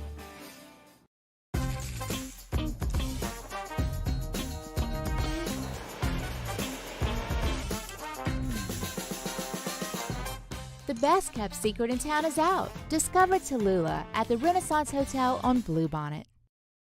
Louisiana. It's a place defined by culture, by pride, by passion, by people who do more than love this place. They celebrate it, elevate it, champion it. They are the individuals who embody what makes Louisiana great. The companies that make Louisiana a better place to work and live. The nonprofits leading transformational change in our communities. Champions of Louisiana are all around us, and LWCC is proud to celebrate them because we've always been Louisiana loyal, supporting the workers, the innovators, the change agents of this great place we call home. Who are the champions around you? Together, we can share their stories. Together, we can help our home state thrive. Together, we are Louisiana loyal. Always.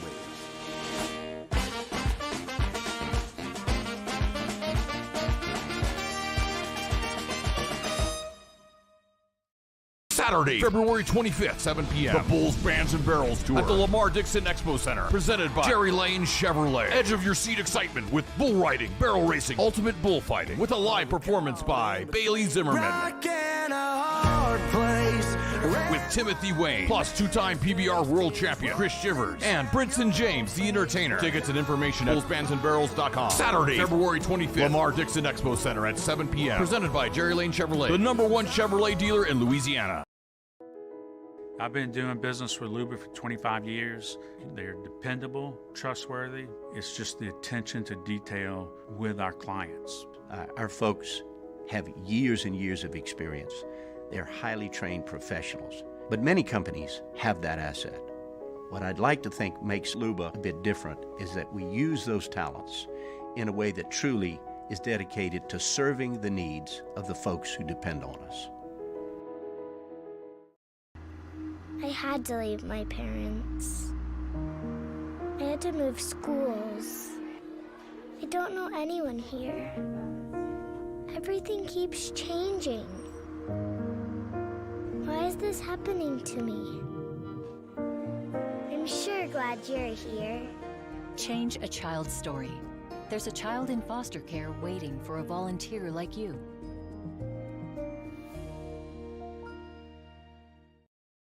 Start your day with news and newsmakers. Start your day with traffic, weather, and local stories that are important to you. Kickstart your day every day. Mornings with Brian Haldane from 6 to 9 a.m. Weekdays on Talk 107.3.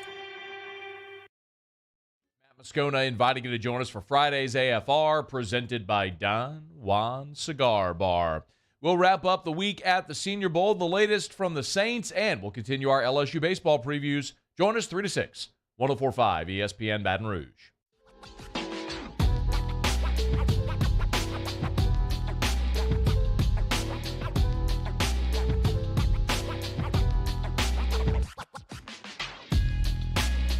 This is Hunt Palmer on 104.5 ESPN Baton Rouge. I guess 13 days. Oh, I can't. There's no way I can do that math. So, but there'd be about 4.5 hours until first pitch in 2 weeks. I was going to try to do 13 days and then count down. I'm not nearly equipped mathematically to run that 24 hours minus. There's no way I could do that. So apologies, but 2 weeks they're going to play baseball at the box, and as is tradition, they will all have walkout songs for the LSU baseball team. So the point here when we play some of these walk-up songs is not going to be to necessarily determine how good the music is or see who has the best or the worst. I'm just trying to get a feel for how the box may feel when these songs play based on the players whose songs they are. So we all know that the best hitter on LSU's team this year is probably Dylan Cruz. I guess you could make a case for Tommy White, whose batting average and home runs were more last year, but Dylan Cruz, I think, is the best player in college baseball. And when he comes up to the plate at Alec Box, there's going to be a buzz, especially if there's a late inning situation, couple guys on base, and Dylan's got a chance for a huge hit. So I have no idea what songs any of these guys have. Casey's got all that information, and he's just going to play it. But now, let's see what the vibe's going to be when Dylan Cruz comes to the dish. Easy no need to go down. Rock that run, this how we from. Easy no need to go down. Oh, that's going to start a clapping thing, isn't it? Rock that run, this how we from. Easy no need to go down. Oh, yeah. Okay, this is going to work very well. I'm already excited for this. Was this his song? I think this is his song last year. It was. Okay, that's bringing back memories. I didn't recall that. When I used to cover the team day to day, I would memorize all the songs because I would hear them so often. 4 times a day, every 3 days, every weekend. So I didn't recall that was his walk-up song. That's good. That'll be very good. That'll get the guys and girls buzzing. That'll get the claps going. That'll get the opponent shaking in their boots, and then he's going to hit it off the scoreboard, and that'll be very, very good. So that's Dylan Cruz walk-up song. I certainly approve of that. Now, Trey Morgan's a pretty good hitter. Let's see what the vibes will be when the Tiger first baseman digs in. All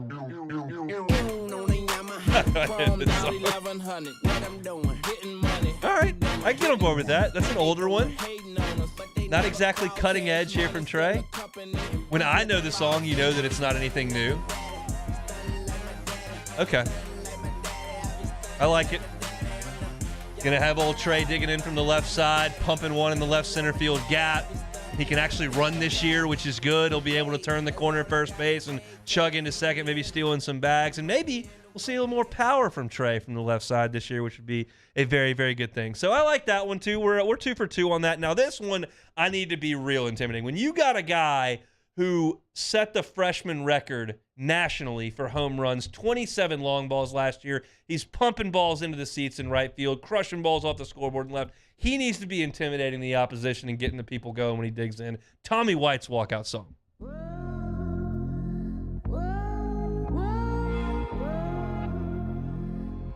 I kind of like it. Desperado, sitting in a old Monte Carlo. I like it, kind of setting the tone. I can see the big guy. He's got the long hair going. He's got the beard. Going to be walking up to the plate. You can hear Bill Franquez. Now batting. Third baseman. Tommy White. I like it. I can get on board with that one as well. That's going to set the tone. God, Tommy White's going to hit so many homers. I don't. Jay might actually. I know Jay, okay, so he probably wouldn't just laugh, but I think he could actually laugh when he fills out the first lineup card. in Western Michigan, who, by the way, if you checked my Twitter today, LSU's going to scrimmage. It's going to be about 60 and sunny at the box today for LSU scrimmage this afternoon. Kalamazoo, Michigan, right around the same time. It'll be a real feel of 2. Multiple degrees, which is a good start, but probably not enough to go outside in Kalamazoo, Michigan. So not great for them. LSU will be scrimmaging. I think Western Michigan will probably be inside today, but I like that for Tommy White. Okay, now let's change to the pitchers. I wanted to go to some of the bullpen guys, but the songs didn't quite work, apparently. So this is going to be LSU's Friday night starter. It'll be Paul Skeens, and you'll have the traditional national anthem, and they'll take the field, and they'll play some mid-inning. But then right before, as he's entering his final couple of warm-up tosses, and Bill Franquez announces starting pitcher for LSU, Paul Skeens, this will be Paul's walk-up song.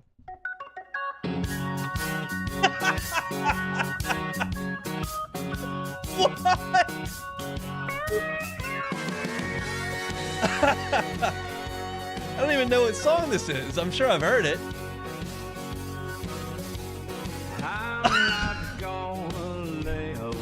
George Strait?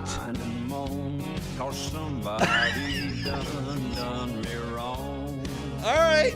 Hunt, this is the best song on the whole list, man. I agree. I love that song. I don't know that it's getting me all fired up, and that's going to play when he bats too at DH. Well, that'll get me singing. I don't know how amped I'm going to be or how petrified the opposing pitcher or hitter is going to be. I'll probably be a little bit more petrified when he throws it 98 miles an hour with arm side run. But I really like that we're doing this, and I don't know what song's coming when I ask you to play it because that made me laugh. That's some country music there for Paul Skeens. I dig it. All right. In my head, and if you missed earlier in the show, at the beginning of the show, I was talking about, or I played some sound from Jay Johnson at the Rotary Club yesterday and talked about who's going to be potentially a starting pitcher. And he mentioned a litany of names. He went through Skeens. He went through Floyd. He went through Hurd. He went through Christian Little. He went through Chase Shores. He went through Grant Taylor. And I in my head, one of those guys is going to be the closer. But he was saying they were going to try to stretch all those guys out to create different options as a starter. But just hypothetically, if Chase Shores were to be the closer, if he developed into the 6'8", 97-mile-an-hour throw-in closer on this team because the other 4 starting spots got nailed down and they wanted to move him to the bullpen, would this work as a closer song for Chase Shores? I say, yeah, buddy, rolling like a big shot. Ice cream paint job. Like a NASCAR pit stop. Fresh paint job. Fresh inside. Is the outside frame in the trunk wide? Okay. Or the rims big? Do it right good. Lean right hand. In my head, okay. In my head, if I know the hip hop song, it's probably not that cool because I'm not cool, and like that's not how that's gonna work. But I like that, and so I could get on board with that if you were to be the closer. I like the idea in my head of Chase Shores coming in at 6'8" and throwing 97 miles an hour as the closer. But I also like the idea of Grant Taylor being the closer or Christian Little being the closer. There's a lot of guys I like being the closer, and quite frankly, there probably won't be a closer on this team, but that would be interesting to think about. The one guy that Jay did not mention as being a potential starter that we know has had a monster fall and spring on the mound is Bryce Collins. Now, I think Bryce Collins is going to be a long reliever for 3 or 4 innings in the middle of a game. Maybe the starter doesn't have it, but he's going to come in some pretty big spots in the game regardless because he's throwing the ball really hard and he's got a really good breaking ball, and he's become the guy that Jay thought he recruited at Arizona. So, big spot in the game. Other teams got a couple of guys on. There's 2 out. They need a big inning here a big out from Bryce Collins. What's going to play when Bryce Collins gets to the mound?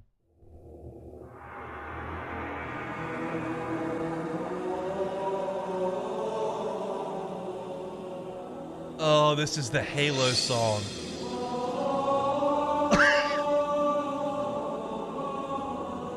It's a little weird. I think it's a little weird. Taylor's over there shaking his head. It does put a kind of an aura over the field. Bryce comes in with the glasses, kind of got the Wild Thing look going. It's probably not the direction I would have gone, but maybe it works. You got 8,000 in the box. You're playing Arkansas. Collins comes in. They go with the Halo song. There's a buzz in the crowd. Maybe it works. I was a horrendous Halo player in college. I'll tell you a quick Halo story before we get out of here. Had a friend of mine, there was like 6 guys, and they're playing video games. They were playing Halo, and we knew that Mike had a test that day. We were in college playing, and a couple hours went by, and somebody, Mike, don't you have a test today? And he looked up, calm as could be, controller in his hand, and said, sometimes you got to take the F.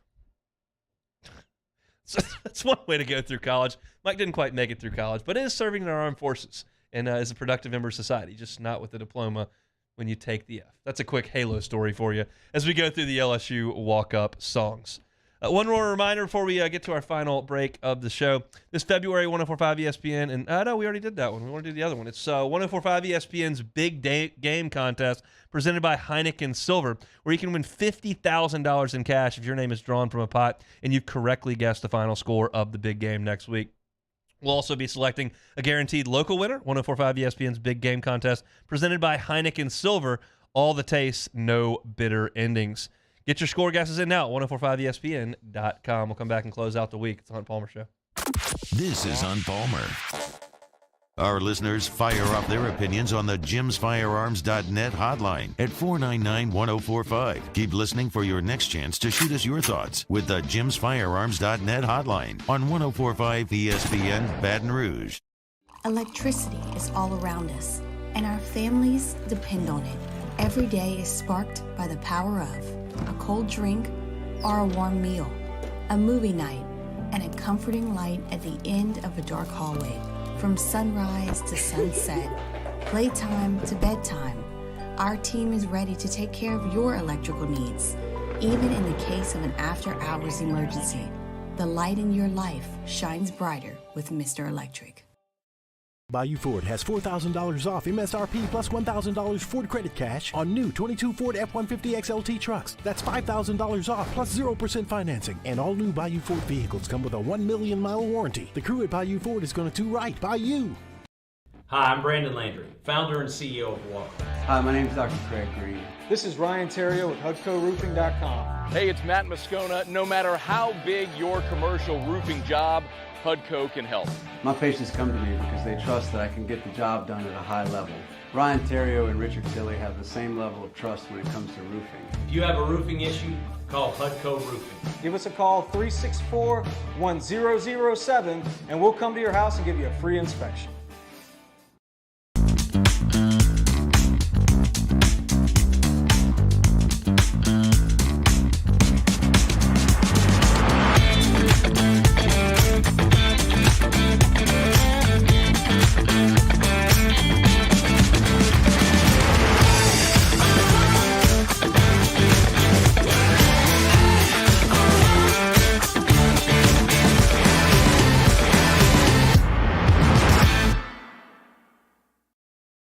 Louisiana.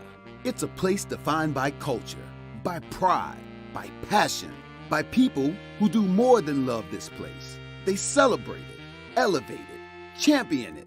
They are the individuals who embody what makes Louisiana great. The companies that make Louisiana a better place to work and live. The nonprofits leading transformational change in our communities. Champions of Louisiana are all around us, and LWCC is proud to celebrate them because we've always been Louisiana loyal, supporting the workers, the innovators, the change agents of this great place we call home. Who are the champions around you? Together, we can share their stories. Together, we can help our home state thrive. Together, we are Louisiana loyal. Always.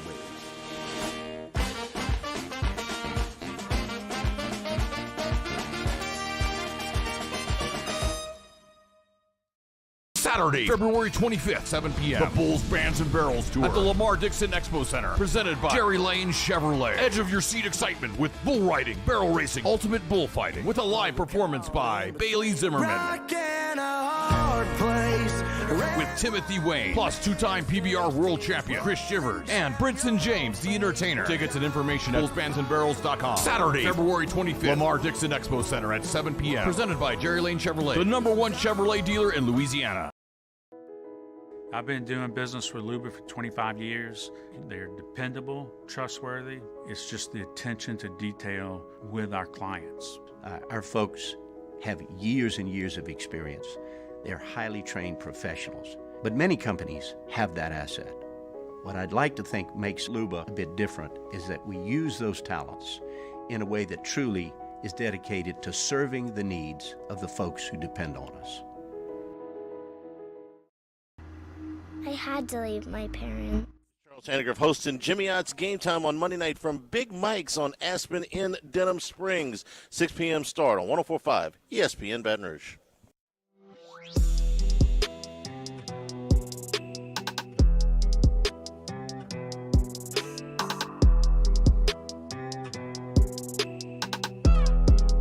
You're listening to Hunt Palmer on 104.5 ESPN Baton Rouge. All right, time to close up shop for the week. You can catch me at Rouse's 3 to 5 this afternoon. Excited to get out there and enjoy some of this gorgeous weather and a great Friday evening. But first, we got to play some Take It or Leave It. Taylor Sharp. Yeah, let's do it. Major League Baseball is proposing a 110% luxury tax as a fourth tier because Steve Cohen keeps paying players massive amounts. A baseball salary cap is coming. Take it or leave it. I'm going to leave it. I think they've collectively bargained that's not going to happen. But Steve Cohen, if he goes and signs Ohtani next year, is going to have to pay an extra $100 million on that contract if he signs it. And that's what people think he's going to do because he's the richest guy in baseball and he wants to win for the Mets. And it gets to a point when you can pay that many players where how in the world is Tampa and Kansas City supposed to compete with that? It's a lot, but I don't think a salary cap is coming. All right, here's one for your favorite guy. Alabama extended Nate Oates' contract through 2029. He will see that contract through. Take it or leave it. Leave it. Nope. You win at Alabama. They're talking about he just signed a new extension, like you just said. And Oates has said all the right things. We love it in Tuscaloosa. We love the university. He's a guy from the upper Midwest and North. He spent time at Buffalo, obviously. Somebody up there calls that's got some more skins on the wall than Alabama. Maybe it's even a bigger program like Kentucky or somebody like that. He's out of there. So I don't see him in Alabama long term. Mr. Halo himself, yeah. Bryce Collins told the media today that Riley Cooper is incorporating a knuckleball into his arsenal this year. Knuckleballs, take it or leave it. I'll take it. The knuckleball's kind of the lost art. You had him kind of cooking for a while there. Wakefield was obviously the most famous guy that stuck around. R.A. Dickey was great in Toronto throwing a knuckleball, and he was a fireballer for Tennessee in his college days. But you don't have anybody throwing a knuckleball that I know of right now in the big leagues. I don't think Cooper's going to rely on it a ton. If he wants to whip that thing out on a Tuesday in the 7th inning against Southeastern, I'm all for it. I'd like to see that. That's very Riley Cooper. He's from the West Coast. He's left-handed. He's a pitcher. All of these things lead you to be a little bit more eccentric. And so if you're going to be eccentric, why not work on a knuckleball and throw it out there? Riley Cooper's got a rubber arm. He knows how to manipulate the baseball. He doesn't get guys out because he throws the hardest of anybody. Just different arm slots, different pitches, different locations. Knuckleball seems to make sense. That's hilarious, and I'm all for it. Oh, R.A., what a name. Yep. Pro Football Focus says the NFL plans to talk about eliminating hip drop tackles like the ones that broke Tony Pollard's ankle 2 weeks ago. Take it or leave it. I got to leave it. If you want to take out guys launching themselves in the middle of the field at people's heads, we can deal with that. I think the quarterback thing below the knee is crazy and puts defensive players. And now you're saying you can't grab people by the waist from behind and fall down to tackle them? What are they supposed to do? So you can't hit them high or it's a penalty. You can't hit them low, and now you can't hit them at the waist. And it just doesn't make any sense. I understand that they're trying to minimize injuries as much as they can. You can't take them out. Guys are going to break legs. They're going to tear ACLs. They're going to break bones. They're going to get concussions. If we want to decide that this is all no good, then you got to kill the sport.